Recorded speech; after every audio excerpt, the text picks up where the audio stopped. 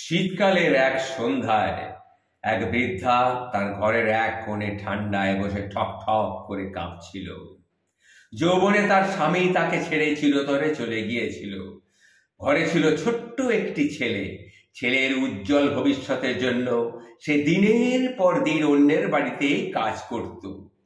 পরিশ্রমে ক্লান্ত হলেও তার হৃদয়ে ছিল একটাই আশা, ছেলে একদিন না একদিন তো বড় হবে, সেই দিনই সে আরাম করবে। সময়ের স্রোতে ছেলে একদিন বড় হলো, ভালো চাকরি পেল, লেখাপড়া শিখলো, অনেক ভালো চাকরিও বুঝুটল, খুব উন্নত মানের চাকরি।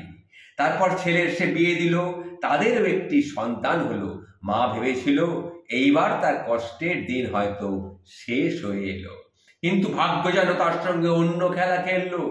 ছেলে এবং বৌমার কাছে মায়ের জন্য কোনো সময় নেই।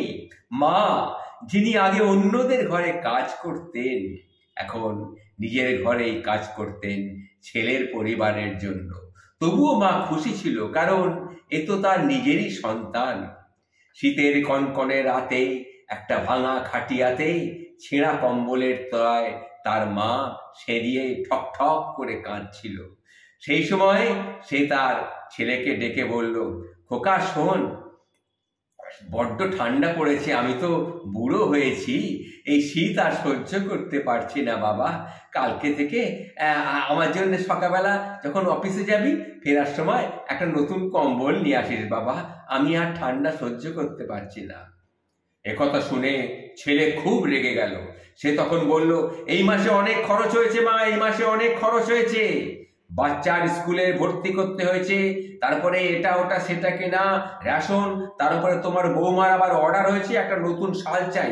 আসলে ও তো বাইরে বেরোয়, ওর একটা ভালো শাল না হলে চলে না, তুমি তো বাড়িতেই থাকো, এই শীতটা কোনো রকমে কাটিয়ে দাও, সামনের বছরে আমি কিন্তু তোমাকে একটা নিশ্চয়ই ভালো কম্বল কিনে দেবো। তখন ছেলে চুপ করে, ছেলের কথা শুনে মা চুপ করে গেল। ছেঁড়া কম্বলে সে নিজের শরীরটাকে জড়িয়ে নিল।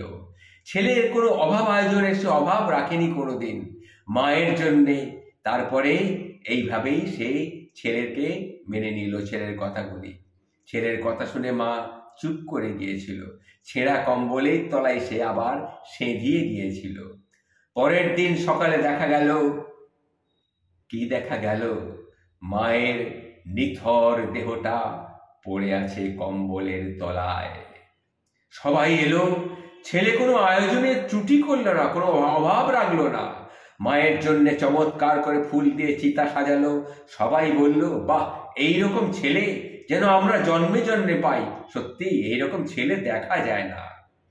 কিন্তু কেউ জানলো না, মরেও মায়ের জন্য একটি কম্বলের জন্যে, একটি যন্ত্রণা, একটি কম্বলের জন্যে ছেলের কাছে সে চেয়েছিল একটি কম্বল, কিন্তু একটি কম্বলের জন্য, শুধু একটি কম্বলের জন্যে মাকে কত যন্ত্রণা সহ্য করতে হয়েছে।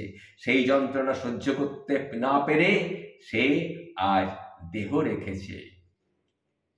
এই যে গল্পটি আপনাদের সামনে তুলে ধরলাম, এটা কিন্তু একটি এই ধরনের ঘটনা প্রতিনিয়ত ঘটে চলেছে। এই গল্পটা শুনে যদি আপনাদের কারুর হৃদয়টাকে ছুঁয়ে যায়, তাহলে আমার বলাটা সার্থক। তাহলে মৃতের মধ্যে যে মৃত মানবতা লুকিয়ে আছে, তাকে জাগ্রত করুন। এটাই হলো আমার এই গল্পটি বলার আসল উদ্দেশ্য। মনের মধ্যে যে জাগ্রত দেবতাটা রয়েছে, তাকে একটু জাগিয়ে তুলুন। আর ছেলে আর ছেলের বউকে বলবো যে এইরকম মাকে সবসময় একটু যত্ন করে রাখবেন। মা, মা সে তো কত কষ্ট করেছে তোমার জন্যে, তোমাদের জন্যে, তোমরা কি একটু কম্বল তাকে জুগোতে পারলে না?